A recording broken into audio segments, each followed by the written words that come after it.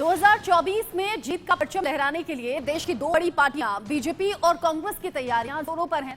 BJP जहां लगातार तीसरी बार केंद्र की सत्ता पर काबिज होना चाहती है, तो कांग्रेस सत्ता में वापसी की भरपूर कोशिश कर रही है। भले ही कर्नाटक की जीत कांग्रेस के लिए संजीवनी से कम नहीं, लेकिन कर्नाटक जैसे नतीजे हर जगह कांग्रेस के लिए आए, ये भी कह नहीं सकते, ये नहीं है। इसीलिए कांग्रेस बीजेपी को उसी के सबसे बड़े मुद्दे को हाईजैक करना चाहती है, वो भी हिंदुत्व के जरिए। देश की राजनीति इन दिनों हिंदुत्व के इर्द गिर्द ही सिमटी हुई है। तकरीबन सभी दल जो है वो हिंदुत्व के एजेंडे पर अपने कदम बढ़ाते हुए नजर आ रहे हैं। बस फर्क इतना है कि कोई हार्ड हिंदुत्व पर चल रहा है तो कोई सॉफ्ट हिंदुत्व पर।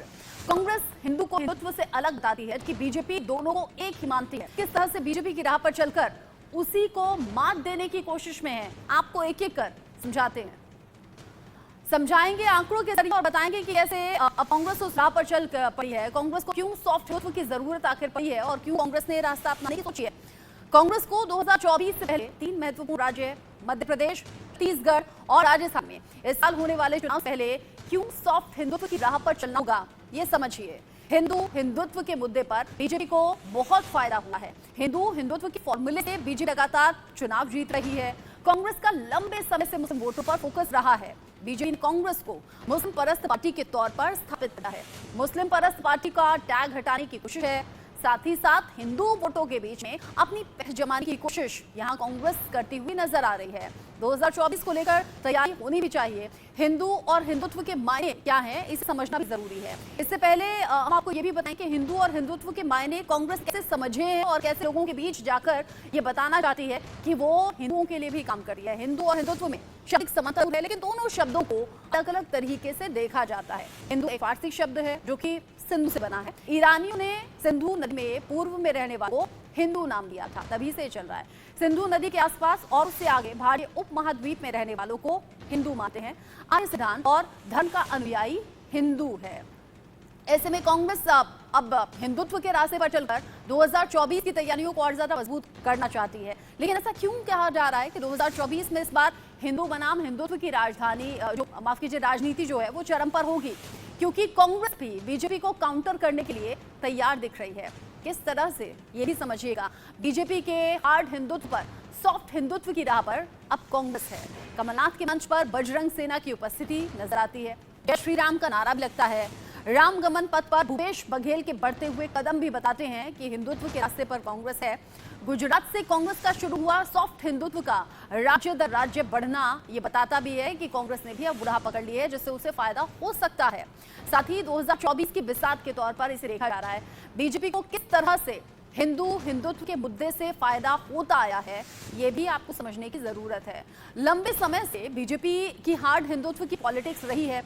सीधे सीधे हिंदुत्व के रास्ते पर बीजेपी चलती है। बीजेपी को हार्ड हिंदुत्व की पॉलिटिक्स से फायदा हुआ भी है। ये पिछले कुछ सालों में आपने नोटिस भी किया होगा, चाहे वो केंद्र सरकार की बात हो या राज्य सरकारों की बात हो। अयोध्या में भव्य मंदिर का उद्घाटन करने की तैयारी में बीजेपी है और 2024 में इसका बड़ा फायदा होगा, ऐसा सियासी पंडित मानते हैं। राजस्थान, एमपी और छत्तीसगढ़ में हिंदुत्व पर अलग अलग तरह की रणनीति बीजेपी के सामने आती रही है और इसी फायदे को जानते समझते हुए कांग्रेस ये चाहती है कि वो भी ऐसे रास्ते पर चले।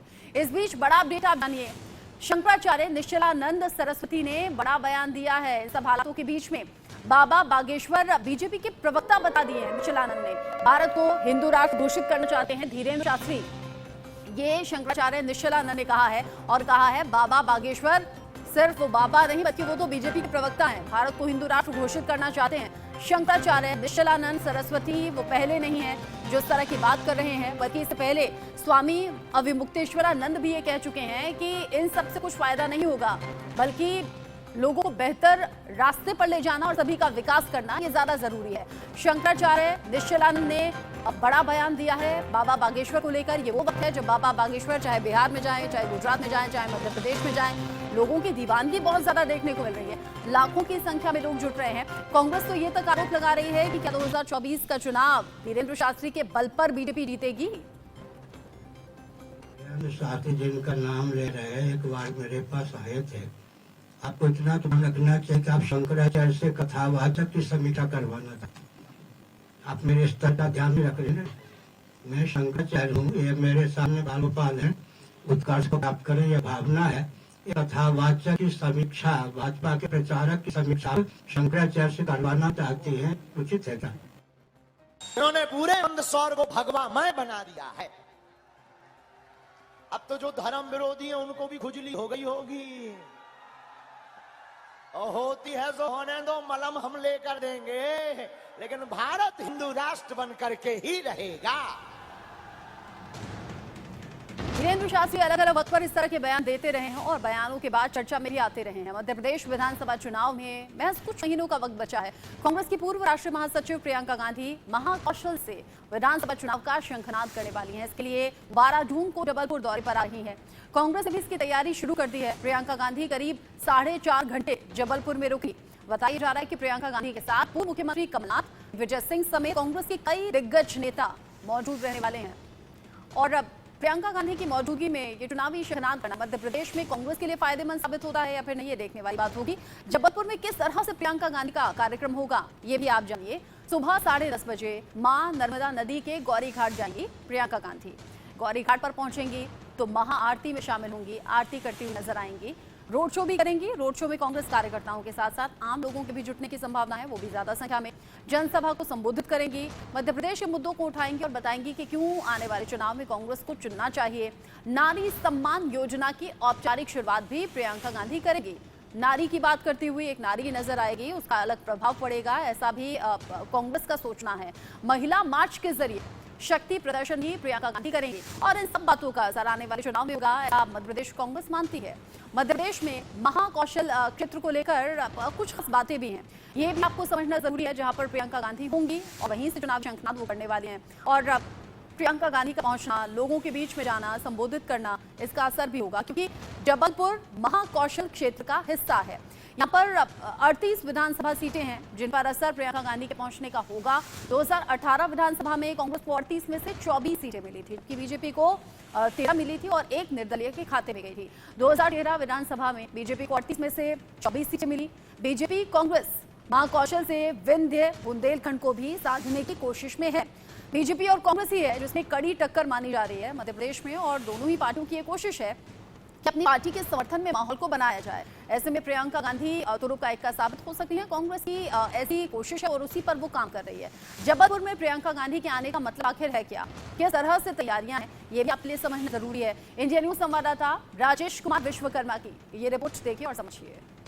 राष्ट्रीय महासचिव प्रियंका गांधी 12 जून को जबलपुर आ रही हैं। जबलपुर से विधानसभा चुनाव 2023 के प्रचार का शंखनाद करेंगी। अगर बात की जाए तो 2018 के चुनाव में भी मध्य प्रदेश के महाकौशल और महाकौशल के जबलपुर और नर्मदा तट से शुरुआत जो है वो कांग्रेस ने की थी और बड़ी जीत 2018 के चुनाव में कांग्रेस ने दर्ज की थी। और यही वजह है कि इस बार भी जो महाकौशल के जबलपुर और जबलपुर के नर्मदा तट से शुरुआत जो है वो कहीं न कहीं हो रही है। और कांग्रेस की जो महासचिव हैं प्रियंका गांधी, वो सबसे पहले जबलपुर 12 तारीख को पहुंचेंगी और मां नर्मदा के पूजन के साथ अपने अभियान की शुरुआत करेंगी। अगर हाल ही के चुनाव की बात की जाए तो कर्नाटक चुनाव में कहीं ना कहीं बीजेपी के हिंदुत्व पर कांग्रेस का सॉफ्ट हिंदुत्व भारी पड़ा था। बड़ी जीत जो है वो कर्नाटक चुनाव में कांग्रेस ने दर्ज की है और उत्साहित जो है वो कांग्रेस खासी इस जी से है।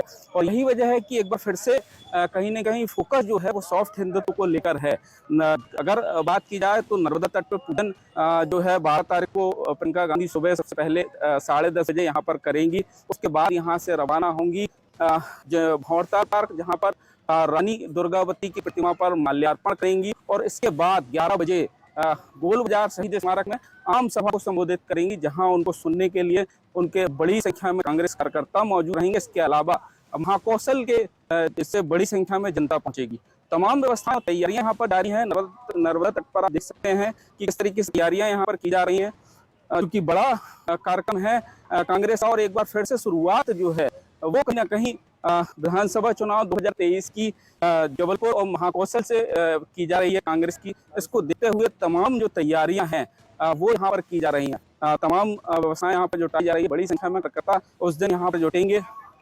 यहाँ से जो काफिला है प्रियंका गांधी का वो भंवरताल पार्क के लिए रवाना होगा, जहाँ पर वो रानी दुर्गावती की प्रतिमा पर माल्यार्पण करेंगे। उसके बाद सभा को संबोधित शहीद स्मारक गुरुद्वारा में करेंगे। तो तमाम व्यवस्था यहाँ पर की जा रही है और एक बार फिर कांग्रेस कहीं ना कहीं उत्साहित है और जिस तरीके से सॉफ्ट हिंदुत्व को लेकर कांग्रेस चलती रही है, एक बार फिर जो फोकस है वो कहीं ना कहीं सॉफ्ट हिंदुत्व पर है और कांग्रेस जो है वो कर्नाटक की जीत के बाद नजर आती है।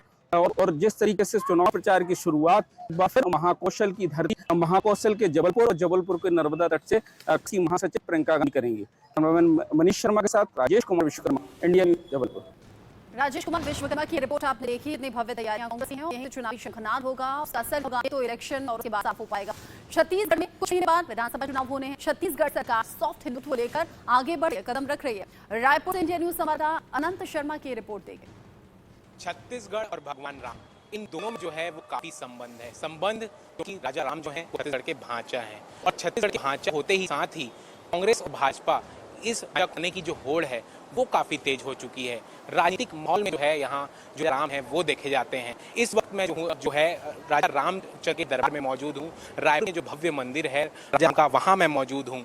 आप देख सकते हैं यहाँ से जो है राम जी का जो दरबार है वो काफी भव्य है। और वहीं अगर इन सभी चीजों में राजनीति की बात की जाए तो छत्तीसगढ़ के जो भूपेश बघेल जो है मुख्यमंत्री हैं वो लगातार राम के सिद्धांतों पर जो है वो आगे बढ़ते नजर रहे हैं। अगर कहा जाए तो 2018 में जो है वो कांग्रेस की सरकार बनती है और उसके बाद जो है सीएम भूपेश बघेल की कैबिनेट की बैठक बुलाई जाती है और इस कैबिनेट की बैठक में जो महत्वपूर्ण प्रस्ताव हैं वो पारित किए जाते हैं। सबसे बड़ा जो महत्वपूर्ण प्रस्ताव होता है वो कहीं ना कहीं राम वनगमन का होता है। राम वनगमन वही है जिसमें जो भांचा राम है छत्तीसगढ़ के वो कहीं ना कहीं 51 जगहों पर जो है सरकारी दावा किया गया था कि इन जगहों से जो है छत्तीसगढ़ में राजा राम रुके हैं और इन जगहों से जो है राजा राम होकर गुजरे हैं।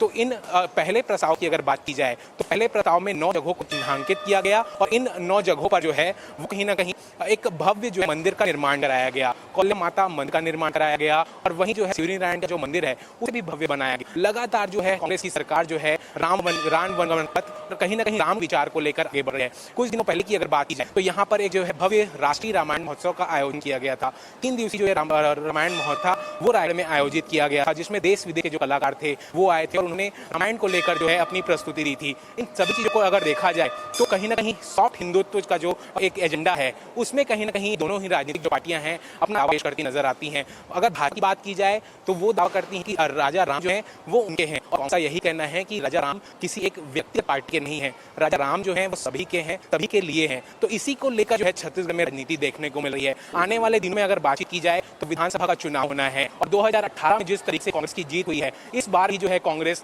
75 सीटों से अधिक जगह वोट पाकर जो है वो कहीं ना कहीं दावा पेश कर रही है। तो देखना यही होगा कि भाजपा की जो लगातार जो आ है उससे कांग्रेस कैसे बचती है और जो सॉफ्ट हिंदुत्व का यहाँ पर जो एजेंडा दोनों ही पार्टियों के द्वारा खेला जा रहा है इसमें किस पार्टी को जो है ज्यादा फायदा मिलता है।